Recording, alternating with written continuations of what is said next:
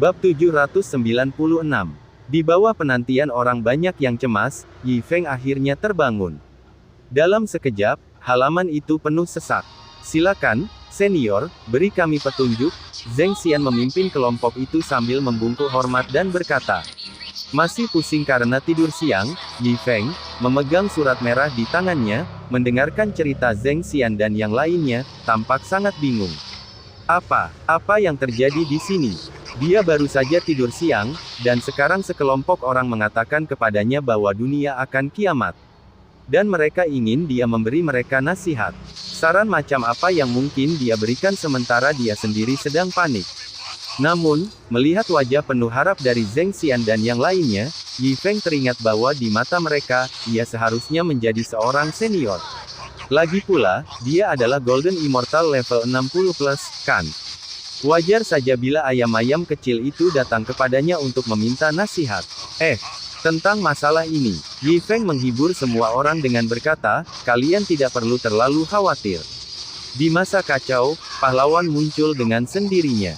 Dengan lambaian tangannya, Yi Feng memulai omongan acak. Lagi pula, pepatah lama mengatakan, pahlawan bangkit di masa sulit, benar kan?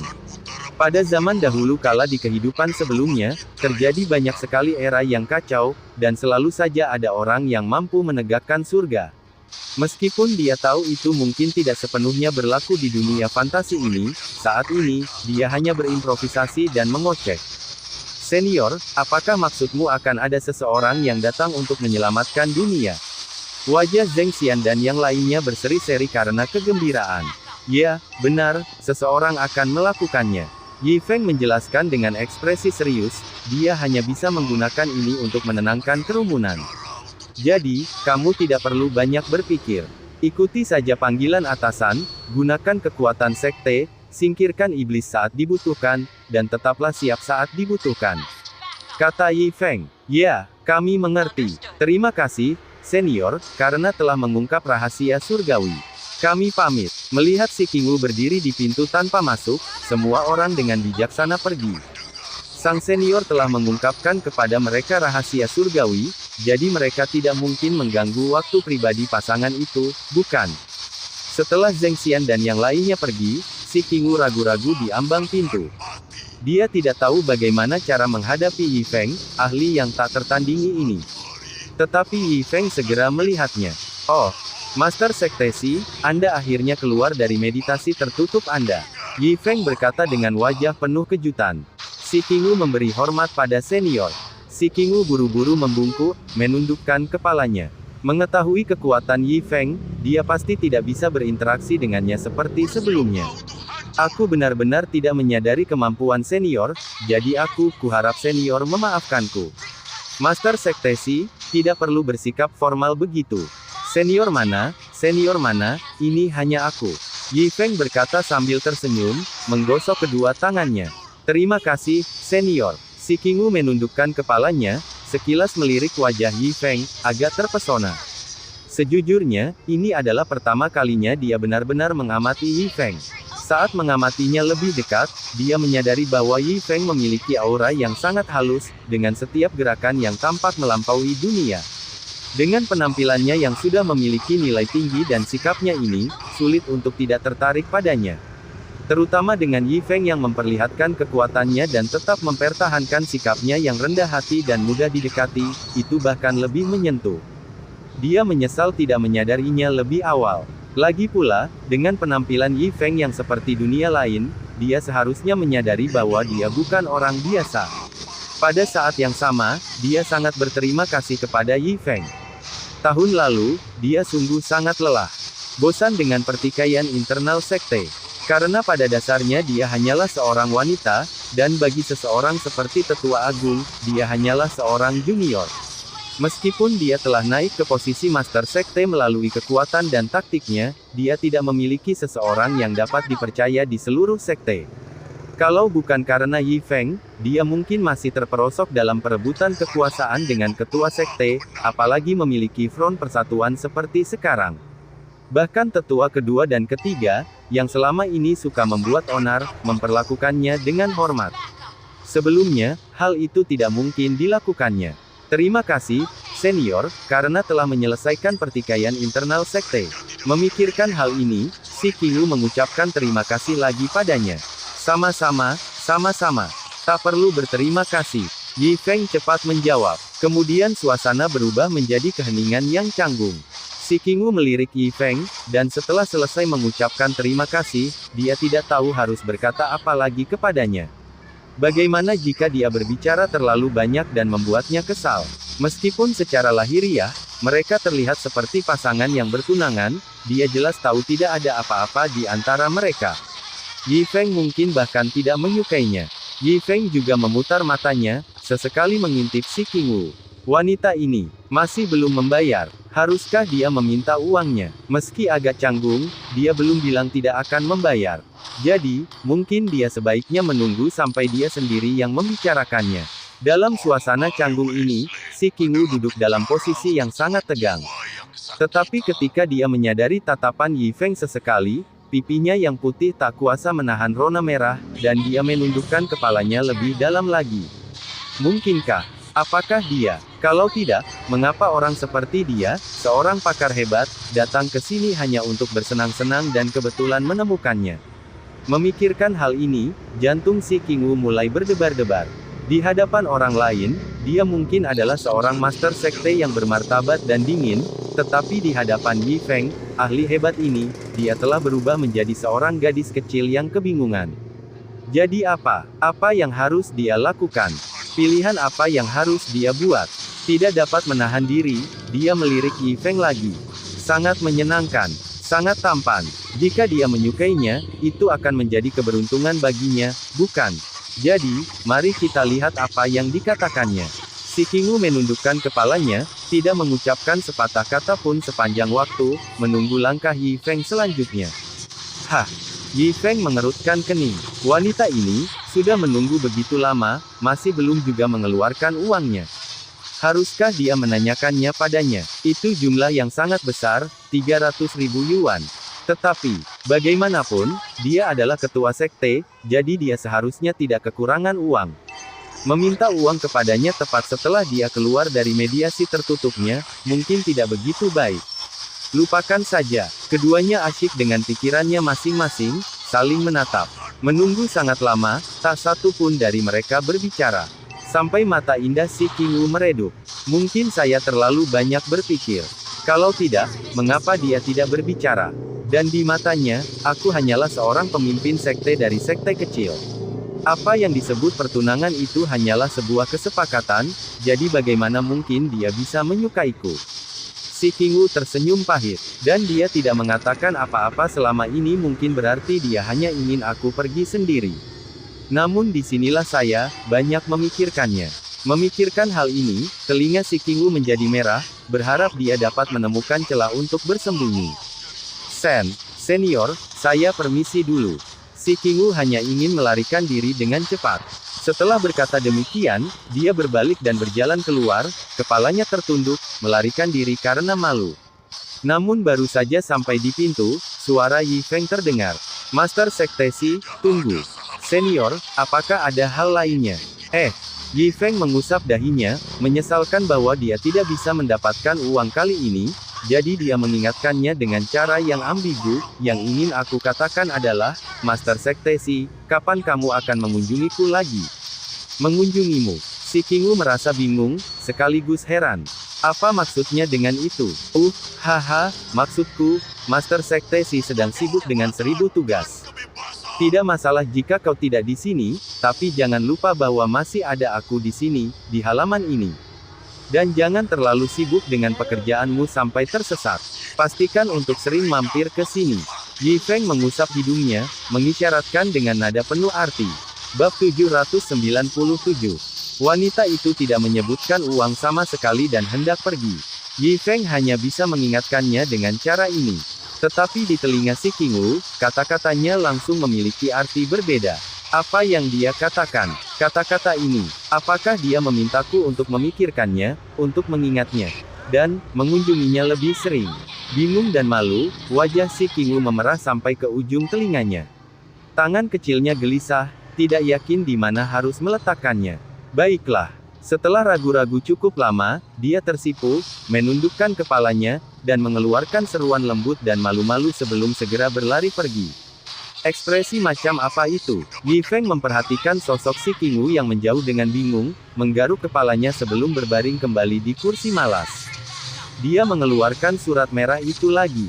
Ini bukan surat biasa. Ketika dibuka, tidak hanya berisi deskripsi tertulis mengenai situasi tersebut, tetapi juga menggambarkan pemandangan dari dunia roh, di mana langit ditutupi seolah-olah dalam penglihatan apokaliptik. Di luar lingkaran, ada tembok pembatas. Jadi, selain alam abadi, ada dunia lain juga. Yi Feng berpikir keras. Perasaan krisis memenuhi dirinya. Pada saat yang sama, dia memikirkan kekuatannya sendiri dan meminta Su Bai untuk membawakannya sebuah buku yang menjelaskan tentang alam kultivasi. Sambil menjilati bibirnya, dia membalik ke halaman berikutnya. Mengikuti isinya, Yi Feng menghitung dengan jarinya. Tahap awal Golden Immortal, tahap pertengahan, tahap akhir, kesempurnaan. Immortal mendalam, 9 lapisan. Cermin abadi reinkarnasi, tahap tengah, tahap akhir, kesempurnaan. Alam abadi esensi sejati, tahap pertengahan, tahap akhir, kesempurnaan.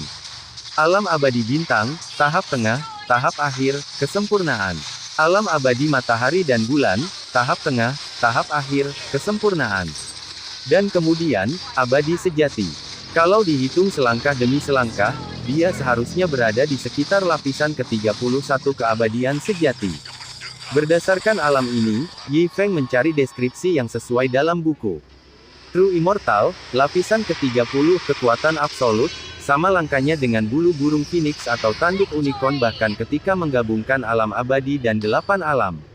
Ini adalah alam leluhur pendiri dan penguasa seluruh alam. Aduh, aduh, aduh. Yi Feng berseru, bibirnya melengkung. Jadi, dia sekuat ini.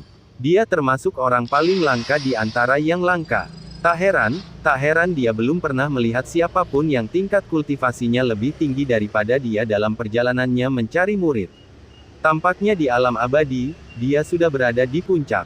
Jika memang demikian, bahkan jika dunia kiamat, dan kabut hitam menyebar, dia seharusnya masih punya kekuatan untuk melindungi dirinya, bukan? Memikirkan hal ini, Yi Feng berbaring di kursi malas dengan perasaan lega. Selama beberapa hari berikutnya, Yi Feng menghabiskan waktunya dengan bermalas-malasan. Namun, menyadari bahwa si Qingwu tidak datang untuk mengirim uang selama beberapa hari, dia tidak dapat menahan diri untuk bertanya-tanya. Setelah mengetahui bahwa si Qingwu memang sangat sibuk akhir-akhir ini, dia akhirnya merasa tenang. Di aula utama Sekte 100 Penyempurnaan, si Qingwu duduk di mejanya, menangani urusan sekte. Baru setelah kemunculan Yi Feng, Sekte 100 Penyempurnaan benar-benar bersatu, dan ada banyak masalah yang harus ditangani. Sambil meletakkan slip giok di tangannya, dia meregangkan tubuhnya dengan malas, pinggang rampingnya tampak menawan memikat, cukup untuk membuat jantung siapapun berdebar kencang. Setelah melakukan peregangan, ia bersiap untuk meneruskan pekerjaannya. Namun kemudian, gambaran wajah yang lembut dan penuh senyum itu muncul lagi dalam pikirannya. Begitu hangat, sangat baik. Untuk sesaat, pikirannya melayang jauh. Master Sekte, seorang gadis berbaju hitam muncul di belakangnya. Si Qingwu segera tersadar dari pikirannya dan menjawab dengan santai. Namun, gadis berbaju hitam tidak dapat menahan tawanya, lalu mendekatkan diri ke telinga si Qingwu dan berkata, Master Sekte, mungkin hatimu tidak ada di sini, kan? Apa yang sedang kamu bicarakan? Si Qingwu memutar matanya. Hehe, terbebas dari pertikaian internal sekte, sifat suka bermain gadis berbaju hitam muncul saat dia menggoda, kamu bisa membodohi orang lain, tapi kamu tidak bisa membodohiku. Tapi itu bukan hal yang memalukan. Lagi pula, senior Yi Feng tidak hanya berbakat dan sangat kuat, tetapi juga memiliki penampilan yang sangat berbeda dari dunia ini. Dasar bocah nakal, kalau kau terus bicara omong kosong, aku akan memasukkanmu ke dalam penjara. Si Qingwu memarahi dengan marah. Oh, jadi ada yang menyangkal. Baiklah, kalau begitu kurasa aku tidak akan membagikan berita terbaru yang kudapat dari senior Yi Feng, kata gadis berbaju hitam, melipat tangannya di belakang punggungnya dan berpura-pura misterius. Berita apa? Si Qingwu memegang tangan gadis berbaju hitam sambil bertanya dengan cemas.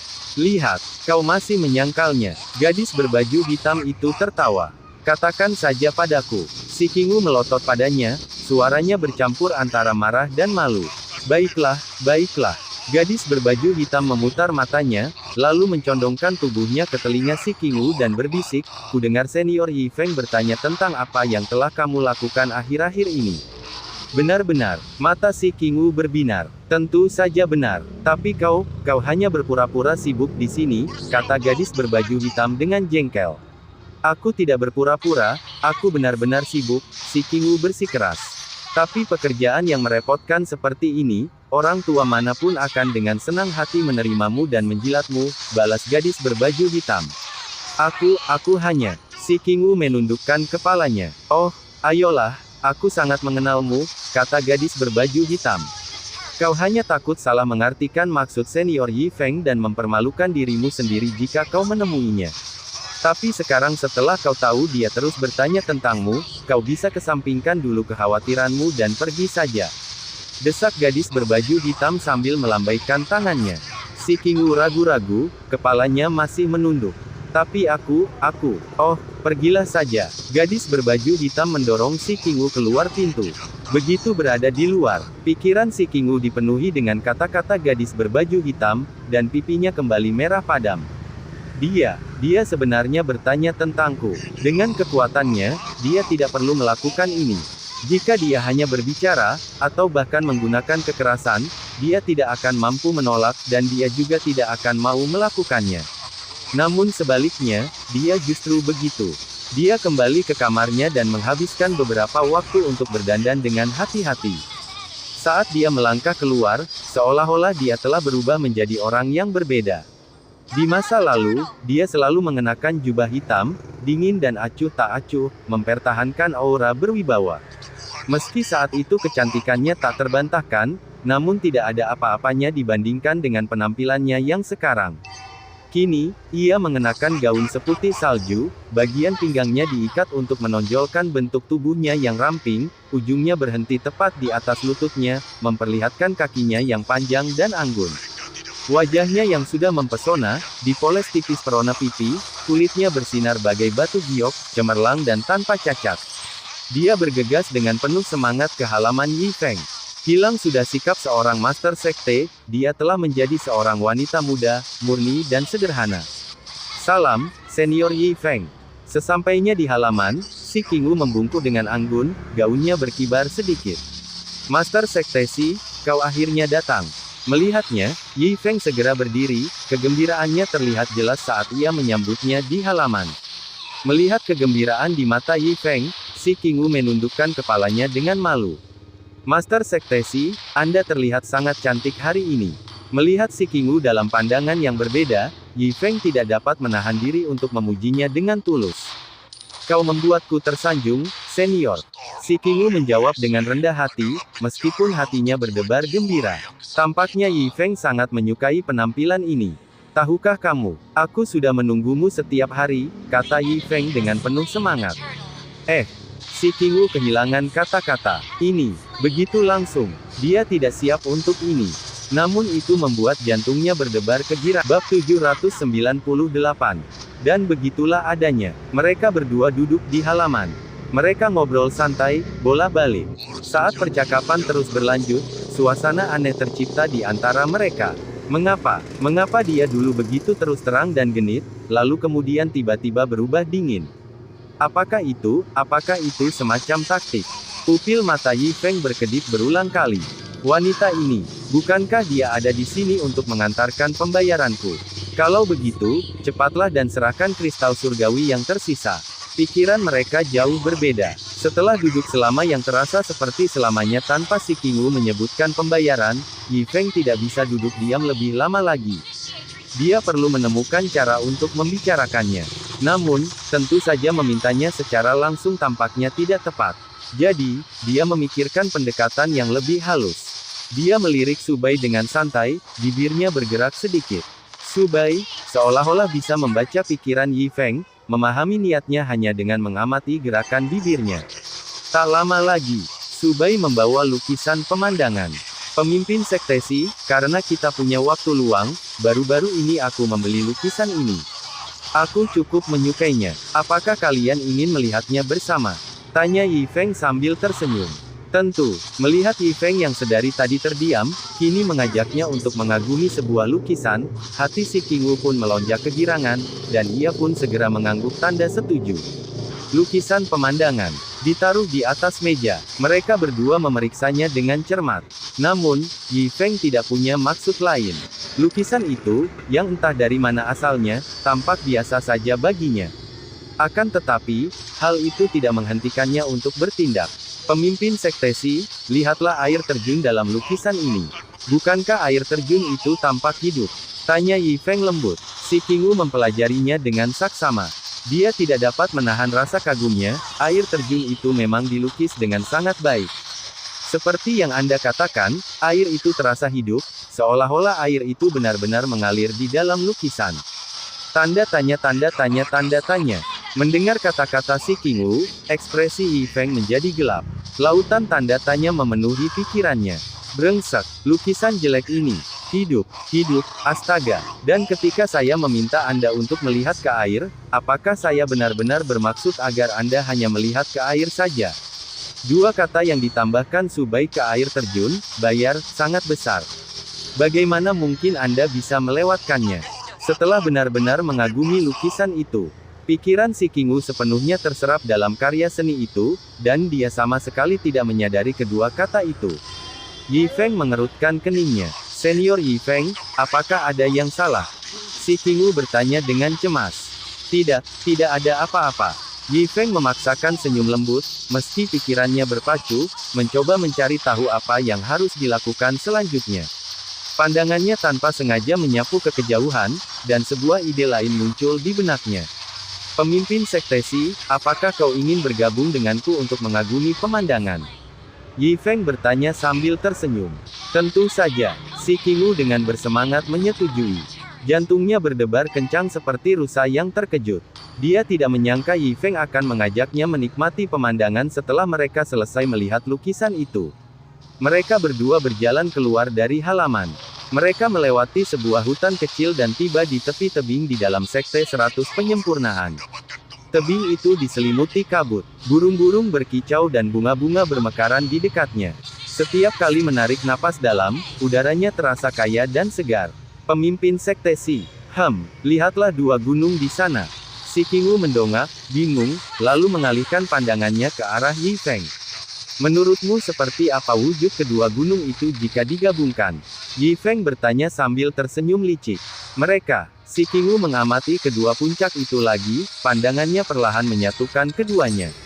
Setelah sekian lama, ekspresinya berubah menjadi terkejut. Ketika digabungkan, kedua gunung itu membentuk hati. Dia segera menutup mulutnya, tubuh halusnya sedikit gemetar. Jadi, ini adalah cara Yi Feng mengungkapkan perasaannya padanya. Di matanya, secercah cahaya berkedip-kedip. Tebing ini, sebagai pemimpin Sekte 100 Penyempurnaan, dia telah mengunjunginya berkali-kali. Di masa lalu, pemandangan itu selalu tampak biasa saja baginya. Namun hari ini, dia akhirnya menemukan keindahannya yang sebenarnya. Melihat ekspresi kesadaran di wajah si Qingwu, bibir Yi Feng melengkung membentuk seringai. Dia bertanya, jadi, pemimpin Sekte Si, menurutmu seperti apa perasaanmu padaku? Si Qingwu menundukkan kepalanya, secara naluriah melangkah mendekati Yi Feng, suaranya lembut dan malu-malu. Tanda tanya. Mendengar perkataan si Qingwu, ekspresi Yi Feng langsung menjadi gelap. Perasaan saya, apa sebenarnya yang sedang kamu bicarakan?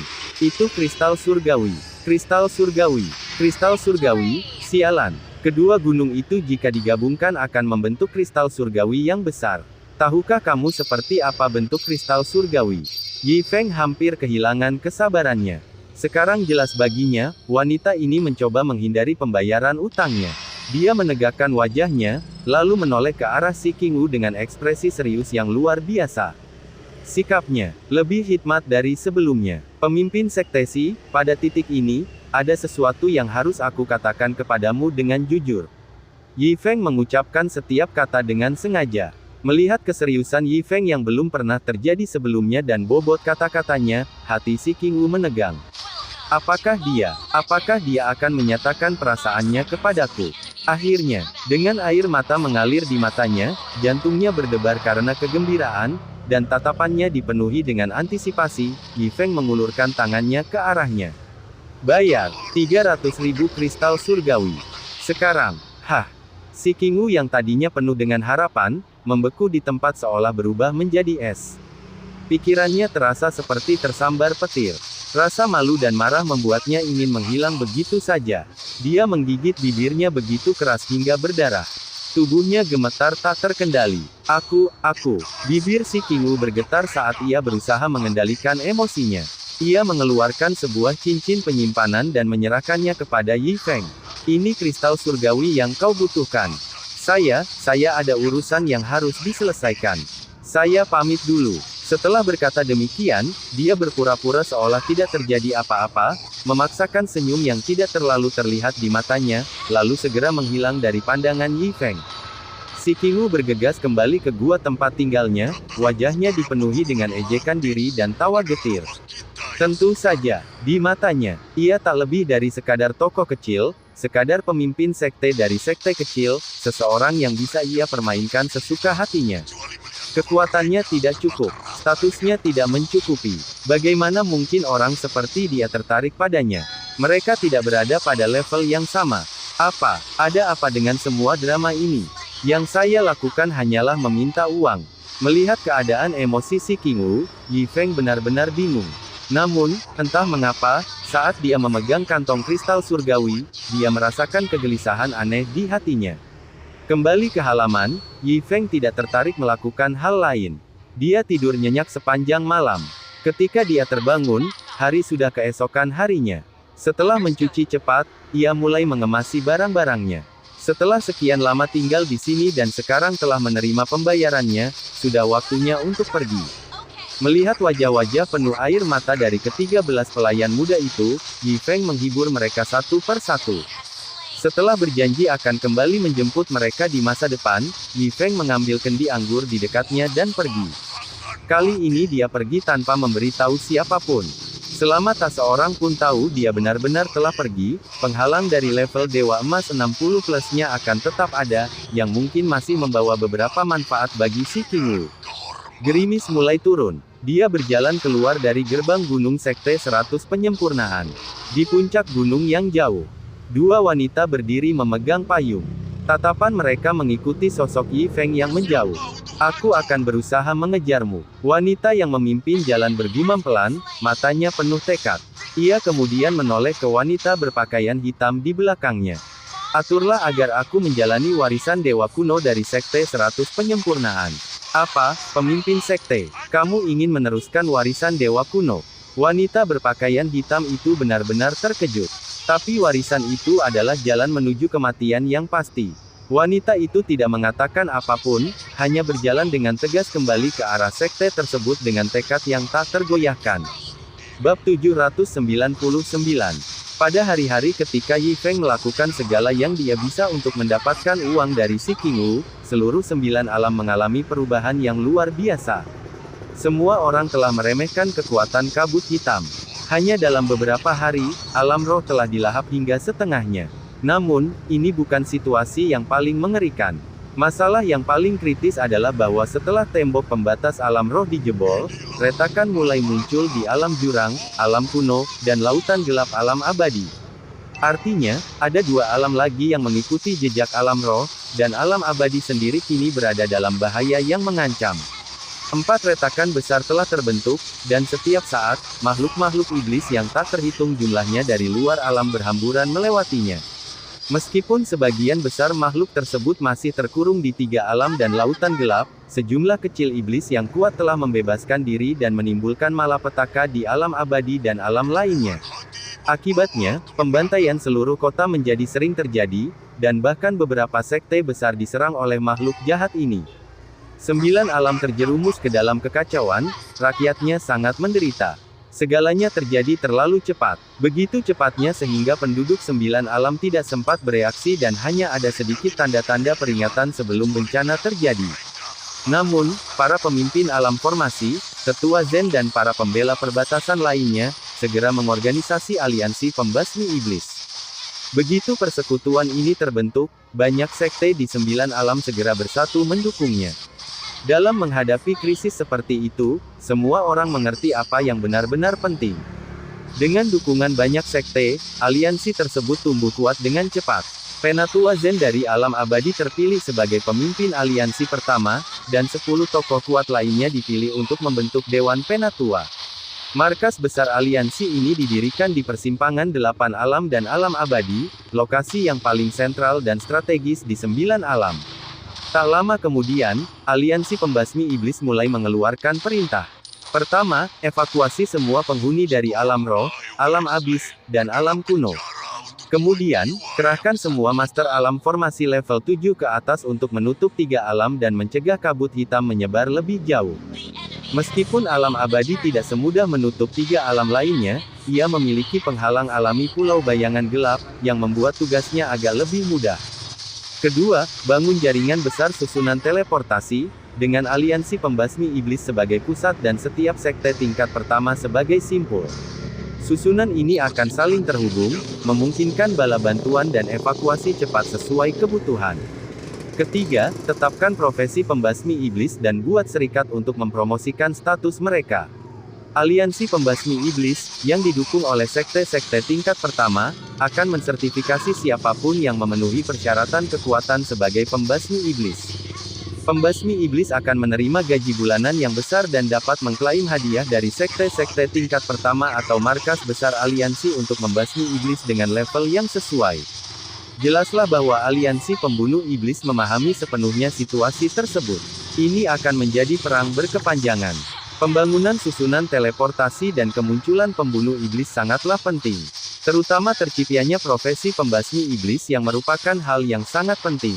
Sekalipun penyebaran kabut hitam dapat dihentikan sementara, aliran makhluk-makhluk iblis yang tak ada habisnya yang mengalir dari luar alam, dan juga iblis-iblis yang baru rusak dalam 3 alam, akan mustahil untuk dibendung sepenuhnya. Tidak dapat dielakkan lagi bahwa banyak sekali iblis yang akan bebas dan menimbulkan malapetaka di dunia fana. Dengan menawarkan hadiah yang melimpah dan meningkatkan status pembasmi iblis, aliansi tersebut berharap dapat memotivasi orang-orang kuat untuk melawan iblis. Lagi pula, tidak semua orang di dunia ini tidak mementingkan diri sendiri. Sementara itu, Yi Feng, yang telah meninggalkan sekte 100 penyempurnaan, melanjutkan perjalanannya untuk mencari seorang murid. Namun saat dia melihat kru beraneka ragam itu mengikutinya, dia tidak dapat menahan diri untuk mengumpat dalam hati. Tengkorak yang telah direndam dalam anggur. Seekor katak yang sedang berkokok. Seekor siput raksasa yang terus-menerus memutar matanya. Oh, dan ada pula seekor anjing, seekor kelabang, seekor beruang, dan api hantu yang melayang. Apa-apaan kekacauan ini? Wajah Yi Feng menjadi gelap, tetapi dia tidak bisa menahan diri untuk mengumpat terlalu banyak. Suasana hatinya relatif berat. Selama perjalanannya, ia menyaksikan banyak kejadian kacau. Orang-orang melarikan diri demi keselamatan mereka, keluarga-keluarga terpecah belah oleh setan, dan kelompok-kelompok kultivator kuat menyerbu ke segala arah. Suasananya tegang, seolah-olah dunia berada di ambang kehancuran. Di mana aku bisa menemukan murid di tengah kekacauan ini? Yi Feng mendesah frustrasi. Sudah hampir setengah tahun sejak dia meninggalkan Pulau Bayangan Gelap, dan dia telah bertemu banyak orang, tetapi tidak ada yang memenuhi kriterianya untuk menerima murid. Sekarang, dengan dunia yang kacau balau, menemukan murid yang cocok tampak semakin sulit. Tepat saat Yi Feng mendesah, sebuah suara tiba-tiba terdengar dari sistemnya. Ding! Poin pengalaman diaktifkan. Mendengar ini, mata Yi Feng berbinar. Poin pengalaman. Apa ini sekarang? Yi Feng segera membuka panel sistem dan membaca deskripsi dari apa yang disebut poin pengalaman. Setelah membacanya, dia begitu gembira hingga hampir melompat kegirangan. Menurut sistem, poin pengalaman serupa dengan poin keberuntungan sebelumnya, tetapi merupakan bentuk nilai yang lebih maju. Di masa mendatang, sistem akan sepenuhnya menghapus poin keberuntungan, dan semua poin keberuntungan yang diperoleh melalui berbagai cara akan diubah menjadi poin pengalaman pada rasio tertentu. Perbedaan antara poin pengalaman dan poin keberuntungan adalah bahwa poin pengalaman memiliki metode perolehan yang jelas. yaitu dengan membunuh monster. Semakin banyak monster yang Anda bunuh, dan semakin kuat mereka, semakin banyak poin pengalaman yang akan Anda peroleh. Hal ini membuat Yi Feng gembira. Ini selalu menjadi duri dalam dagingnya. Meskipun dia sudah memperhitungkan bahwa dia sekarang adalah seorang ahli di level 31 Dewa Sejati, dan sistem telah dengan jelas memberitahunya bahwa dia bisa menggunakan poin keberuntungan untuk naik level, dia masih merasa gelisah. Karena perolehan poin keberuntungan selalu terlalu samar baginya. Selain memperoleh beberapa poin keberuntungan saat murid-muridnya mencapai sesuatu, Yi Feng tidak tahu cara lain untuk memperolehnya. Ia hanya bisa mengandalkan bantuan sesekali dari sistem, dan ia hidup dalam ketakutan terus-menerus bahwa sistem akan mengambilnya kembali. Tetapi sekarang, dengan poin pengalaman, dia dapat terus meningkat dengan membunuh monster, yang terasa jauh lebih konkret daripada metode sebelumnya yang sulit dipahami. Itu meyakinkan. Selain itu, Yi Feng juga mengetahui dari sistem bahwa dengan aktivasi poin pengalaman, penyimpanan sistem telah diperbarui. Di masa mendatang, ia dapat menggunakan poin pengalaman untuk menukar barang yang sebelumnya tidak tersedia. Yi Feng segera membuka toko sistem. Barang pertama yang tersedia untuk ditukar membuatnya tersenyum lebar. Kecantikan yang tak tertandingi. Anda benar-benar dapat membeli sesuatu seperti ini. Yi Feng tidak dapat menahan diri untuk tidak menyentuh wajahnya. Meskipun dia sudah cukup tampan, jika dia memiliki cukup poin pengalaman, dia mungkin juga dapat meningkatkan penampilannya lebih jauh lagi. Lagi pula, siapa yang tidak ingin menjadi lebih menarik? Barang kedua yang tersedia untuk ditukar membuat Yi Feng bersorak keras. Itu adalah kemampuan untuk membekukan batas waktu untuk menemukan murid terakhirnya. Yi Feng sangat gembira. Ini merupakan duri kedua yang menusuknya. Dia tidak lupa bahwa hukuman karena gagal dalam tugas ini adalah pengurangan 99% dalam kultivasinya. Seiring berjalannya waktu, dia semakin cemas dan belum juga menemukan muridnya. Tetapi sekarang, tampaknya dia bisa beristirahat sejenak dan tidak terburu-buru. Secara kebetulan, setelah menukarkan poin keberuntungannya menjadi poin pengalaman, ia memiliki cukup poin untuk ditukar dengan barang ini. Setelah melakukan pertukaran, Yi Feng meregangkan tubuhnya dengan malas, merasa tenang. Men, ayo kita kembali ke Pulau Bayangan Gelap. Yi Feng teringat sudah berapa lama sejak terakhir kali ia pulang ke rumah dan memutuskan untuk kembali berkunjung. Ditambah lagi, ia bisa mengambil cuti beberapa hari. Dia telah lama mencari seorang murid, dan dia kelelahan. Setelah meletakkan anjing dan yang lainnya ke dalam cincin spasialnya, Yi Feng duduk di men dan berubah menjadi seberkas cahaya, terbang ke kejauhan. Tidak lama kemudian, Yi Feng tiba di dekat susunan teleportasi Pulau Bayangan Gelap. Saat ia mendarat dan melihat ke kejauhan, ia merasa ada sesuatu yang aneh. Tampaknya area di depannya agak berbeda dengan area di belakangnya. Tetapi bagi Yi Feng, tampaknya tidak ada perubahan yang nyata. Sambil menggaruk kepalanya, Yi Feng tidak terlalu memikirkannya dan langsung melangkah maju. Pada saat yang sama, sebuah tim patroli dari aliansi pembasmi iblis kebetulan terbang lewat. Apakah ada orang yang baru saja masuk ke sana? Salah satu dari mereka tiba-tiba berseru. Yang lain langsung menatapnya dengan pandangan tidak percaya. Apa kau berhalusinasi? Para ahli alam formasi telah memasang penghalang di sini. Di balik penghalang ini terdapat lautan gelap, tempat kegelapan tak berujung yang dipenuhi oleh iblis. Siapa yang waras akan masuk ke sana? Itu bunuh diri. Itu benar, kata orang pertama sambil menggaruk kepalanya dan menepis pikiran itu. Tim patroli kemudian meneruskan perjalanan mereka, terbang menuju ke jauh. Bab 800. Masih terasa ada yang aneh. Yi Feng berjalan sepanjang jalan setapak. Daerah ini biasanya sepi, tetapi sesekali orang masih bisa melihat petani terbang lewat. Tetapi sekarang, bukan saja tidak ada lagi petani, bahkan burung-burung biasa pun tidak terlihat. Akan tetapi, selain itu, tidak ada hal lain yang tampak aneh baginya. Demi amannya, ia melepaskan semua ternaknya. Bagaimanapun, hewan cenderung memiliki naluri yang lebih tajam. Jika ada anomali, mereka kemungkinan akan merasakannya. Tetapi Man-Man masih tampak setengah mati, si katak terus memutar matanya, si anjing berjalan lamban, dan kelabang di kepalanya sudah tertidur. Naiji tetap bodoh seperti biasanya, dan hanya api hantu yang tampak agak bersemangat. Secara keseluruhan, tidak ada yang tampak luar biasa. Fiu. Yi Feng menghela napas lega, menepis kekhawatirannya, dan terus berjalan menuju susunan teleportasi. Mengaum. Pada saat itu, terdengar suara gemuruh, dan sesosok tubuh yang diselimuti kabut hitam, dengan ekspresi ganas, menerjang ke arah Yi Feng. Apa-apaan itu? Yi Feng terkejut. Tepat pada waktunya, dia menghunus pedang panjang dan menebas sosok itu. Ah! Terdengar teriakan tajam. Kabut hitam menghilang dan sosok itu terbelah dua. Yi Feng memeriksa mayat di tanah. Tubuhnya menyerupai manusia tetapi tidak memiliki daging atau darah, hanya kulit dan tulang. Anggota tubuhnya bengkok, membuatnya lebih mirip makhluk yang merangkak. Yi Feng segera menyadari bahwa ini adalah makhluk iblis. Jadi, ini makhluk iblis legendaris itu. Yi Feng berjongkok, menopang dagunya dengan tangannya, dan menusuk mayat itu dengan tongkat, sambil berpikir keras. Tak heran daerah itu tampak begitu sepi. Ternyata ada makhluk jahat yang mengintai di dekat situ. Tetapi makhluk jahat itu tampaknya tidak begitu kuat. Tunggu, tidak. Bagi orang biasa, mungkin itu cukup hebat. Hanya saja, bagi saya, itu sangat lemah. Lagi pula, aku seorang abadi sejati di level 31. Yi Feng mengangguk, puas dengan kesimpulannya, lalu berdiri. Saat melakukannya, dia menyadari bahwa poin pengalamannya telah meningkat secara signifikan.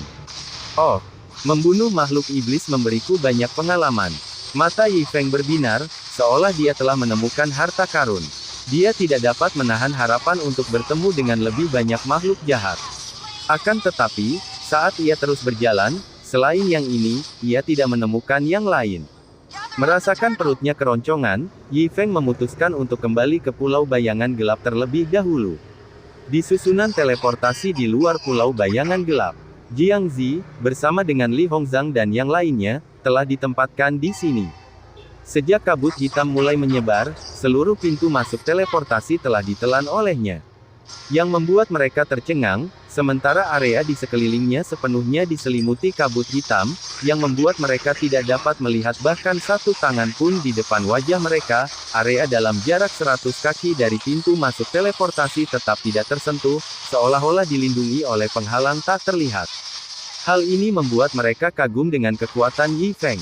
Susunan teleportasi yang ia buat dengan santai bahkan mampu menangkal kabut hitam dari luar angkasa. Meski demikian, mereka tetap waspada, menjaga pintu masuk hari demi hari.